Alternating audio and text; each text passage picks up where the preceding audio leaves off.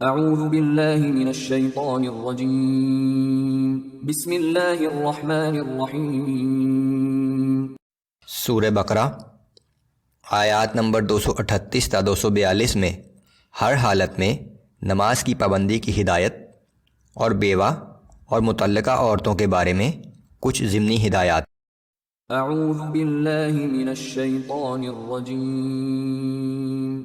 حافظوا على الصلوات والصلاة الوسطى وقوموا للہ قانتین۔ سب نمازوں کی محافظت کیا کرو، خاص طور پر درمیان والی نماز کی، اور اللہ کے حضور باادب کھڑے ہوا کرو۔ فَإِنْ خِفْتُمْ فَرِجَالًا أَوْ رُكْبَانًا فَإِذَا أَمِنْتُمْ فَاذْكُرُوا اللَّهَ كَمَا عَلَّمَكُمْ مَا لَمْ تَكُونُوا تَعْلَمُونَ۔ پھر اگر تم حالت خوف میں ہو تو خواہ پیدل ہو یا سوار، جیسے بھی ہو نماز پڑھ لیا کرو۔ پھر جب تم حالت امن میں آ جاؤ تو اللہ کو اسی طرح یاد کرو جس طرح اس نے تمہیں سکھایا ہے، جو تم پہلے نہیں جانتے تھے۔ والذین یتوفون منکم ویذرون ازواجا وصیة لازواجهم متاعا الى الحول غیر اخراج فإن خرجن فلا جناح عليكم فيما فعلن في أنفسهن من معروف والله عزيز حكيم۔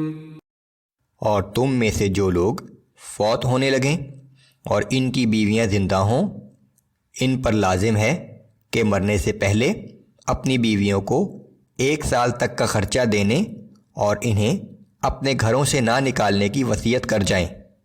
پھر اگر وہ خود اپنی مرضی سے جانا چاہیں اور دستور کے مطابق جو کچھ بھی وہ اپنے حق میں کرنا چاہیں، تم پر اس معاملے میں کوئی گناہ نہیں، اور اللہ بڑا زبردست اور بڑی حکمت والا ہے۔ یہ ابتدائی احکام تھے۔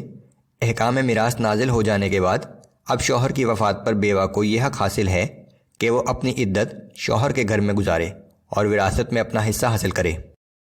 وَلِلْمُطَلَّقَاتِ مَتَاعٌ بِالْمَعْرُوفِ حَقًّا عَلَى الْمُتَّقِينَ۔ اور متعلقہ عورتوں کو بھی مناسب طور پر کچھ نہ کچھ دے کر رخصت کیا جائے، ایسا کرنا پرہیزگاروں پر واجب ہے۔